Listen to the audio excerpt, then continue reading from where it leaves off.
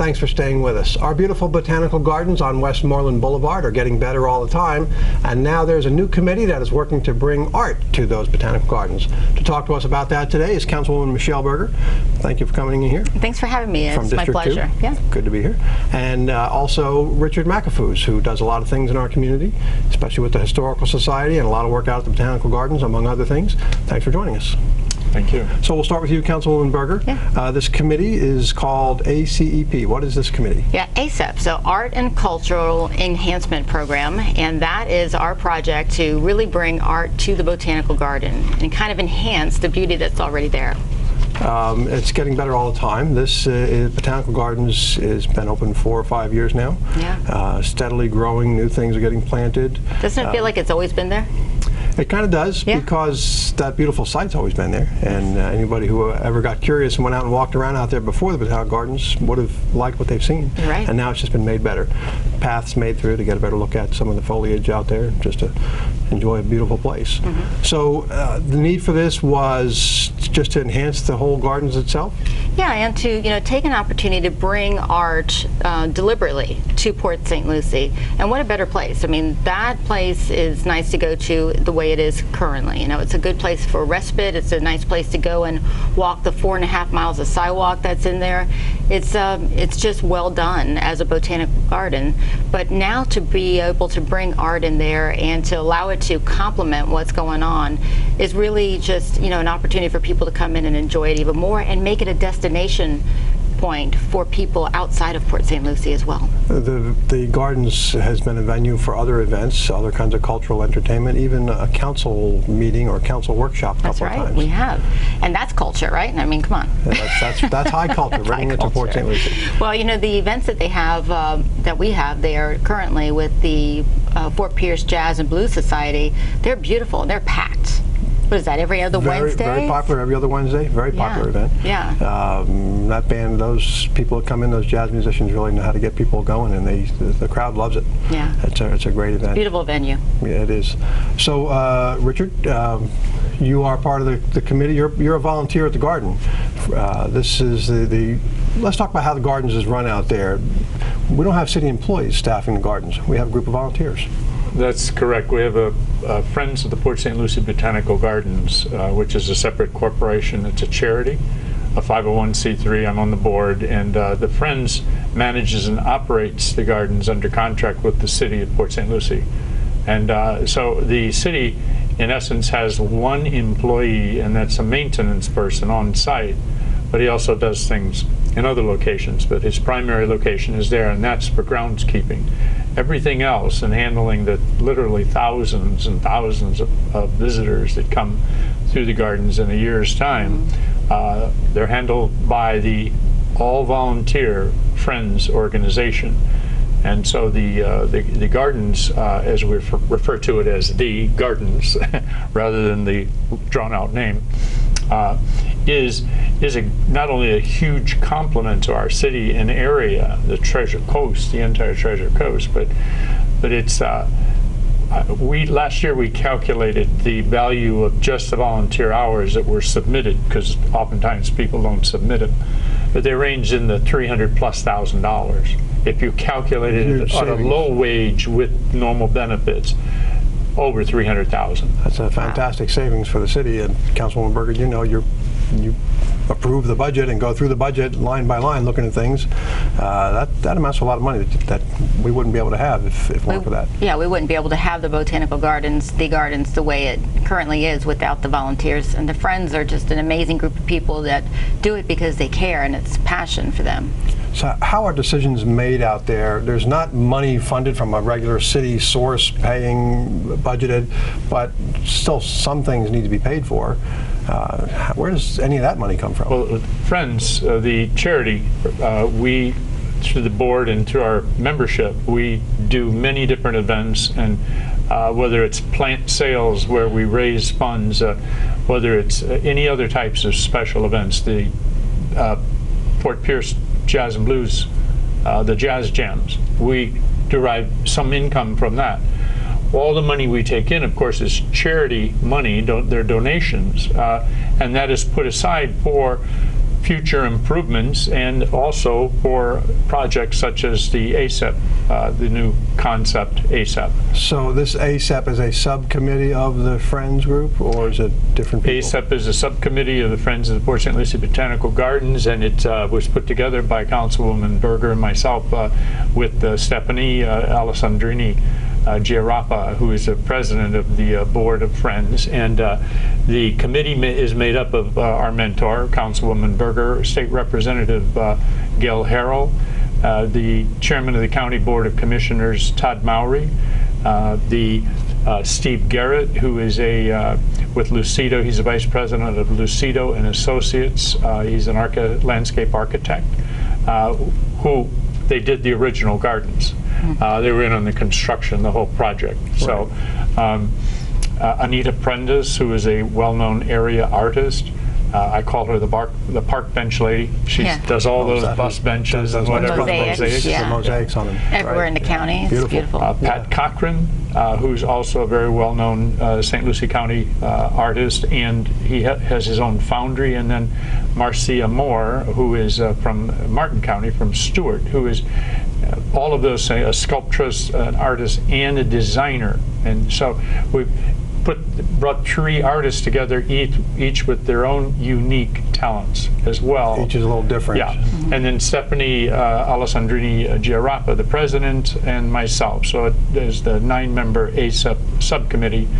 And what we'll be doing as soon as forming a foundation, a separate autonomous foundation, which will be the funding mechanism. It'll be the Port St. Lucie Botanical Gardens Foundation. Hoping to keep that foundation going as a source of funding. Yes, it is the funding source for special projects, of which the Art and Cultural Enhancement Project is the front runner, is the beginning. It's the and it will be the giant all along the way, because this is a project that will take many, many years to realize. Actually, it'll never be completed. Never. But ongoing. Botanical gardens are always changing, very dynamic places. Correct. Just like up north, with the leaves fall and the leaves come back. Here, we even have that here with some of the trees, the indigenous trees that do lose their leaves in the winter time. Right. But the gardens will be the same, because the art can always be added over the years. But we're looking at raising hundreds upon hundreds of thousands of dollars. There's no limit to what you can spend on art. Going to be needed over the long term. Sure. Over the long term. So, Councilwoman Burger, that sounds like some very influential community leaders that are involved. Kind of shows the seriousness of how people intend for this to really continue and to be effective in the future. And it shows the passion behind it. I mean, art is about, emotion and the emotion it evokes. And so when you think about how people make decisions on where to live and how people, enjoy and qualify and quantify their quality of life, art plays a big part of that. And so we want people to be proud of where they live now, and we want people to say, I want to live in Port St. Lucie because of what they offer. And part of it will be the art and culture. And certainly the beautiful botanical gardens that you can come out and enjoy, see the art out there. There was a new piece of art you unveiled recently. Yes, so recently it was really the launching of our ACEP, and it was the butterfly mosaic.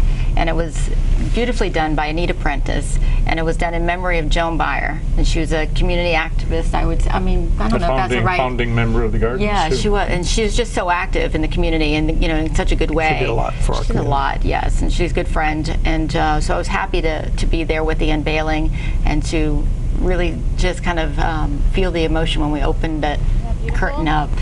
The butterfly mosaic is just beautifully done, and it's perfectly situated in the butterfly garden, so it just complements it. Again, nothing that's going to be out there is going to be obtrusive or just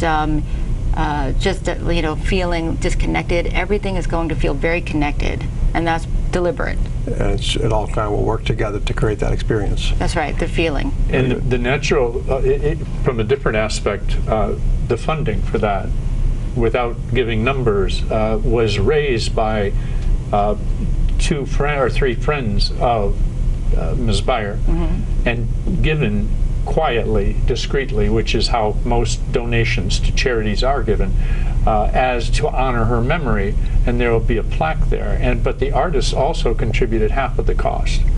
And that's an example or a sample of what we look forward to in the future with community involvement, but in a very tasteful, discreet manner. It's always so amazing to me to find out what kind of people there are in the community that you may not be aware of. Great artists, musicians, other people successful in business, and you may not know it right away. They don't always take a front row seat, but they're there. And if you're around a while and you tap into it, you find out what tremendous resources and tremendous people there are in this community. That's true. Yeah. Well, we're about out of time here, but if somebody would like to know more, Richard, is there some way they can find out more about this committee, the Botanical Gardens, or how they can get involved? Yes, we have a wonderful website at the Gardens, pslbotanicalgardens.org, and the website really tells it all. But to stop by the Gardens at any time. We accept donations. There's no actual attendance fee. A lot of people in the public don't know that, just like Riverwalk. They think Riverwalk, they have to pay or something. It's free. This city is incredible with what it provides through the Parks and Rec Department. But you come to the Gardens, and we do encourage people to give a donation, but we don't charge a fee because the City Council committed to that from the beginning, that it would be open to all of our citizens and people from the area. So give us that website one more time. It's pslbotanicalgardens.org. Very good. And Councilwoman Burger, Richard just mentioned the river. You had a recent very successful event down there. We did. Give us a quick wrap up of what that was all about. So River Nights at Rivergate was our inaugural event down on the boardwalk, and let me tell you something. We were excited about how many people came out. So in my own mind, I thought, well, if we have 20 people show up, we'll be happy. And we had about 400 people show up, and the vendors were fantastic. The music was amazing. Chris Springer was the guitarist that was there, and people stayed till almost 9 o'clock. Even though the event ended at 8, they were staying there in the dark till 9 o'clock listening to him, and he continued to play. And we had a steel drum out on the boardwalk itself, and DiMichele's provided the most delicious paella and bar, for us to enjoy. And then we were able to get on the River Princess too, and really just enjoy the view from the river. It was so well done. But I think for me, what was special about this entire week was that it really spoke to what we have organically, and that is we have a river that runs through our city that we have for decades basically ignored. And that's okay to just drive by and not recognize that it's there. Absolutely, and it's okay from a a standpoint of let's keep it clean. It's pretty good that we've gotten through as much as we have and not impacted as much because we have hundreds of acres that are in preservation. But we do have an opportunity here to look at what previous councils have always talked about, which was a river walk opportunity, and taking that northern part of the river gate area where the boat ramps are, where the boardwalk is, and in the future connecting that boardwalk down to the Botanical Gardens and allowing people to park on either side of that Port St. Lucie Boulevard to access it, and then to be able to enjoy things like the Botanical Garden, the gardens, and then the sculptures at the gardens, and then walk the boardwalk along that beautiful North Fork of the river. That's our estuary, and then make their way over to the Rivergate area and sit at a pavilion or sit under the trees there because it's a beautiful hammock. I mean, it really is something that is special to Port St. Lucie, and something that so many people don't even know we have, and I hope more and more people are able to get out there and enjoy it. Well, that was a great way to do it. Get them out and let them see for themselves firsthand. Yeah. And then the bug bites and people know, and then it'll grow from there. It bit hard, yes. So we're ready to move on to some more events like that, I think. We'll look forward to someday having the rest of that boardwalk out there and having a beautiful place all up and down. Well, Councilwoman Michelle Berger, District 2, thanks for coming in today. Richard McAfoos, friends of the Port St. Lucie Botanical Gardens, Port St. Lucie Historical Society, and others. Thanks for spending a few minutes with us today. Thank you, Ed. Appreciate it. And we'll be back after this quick message. Stay with us.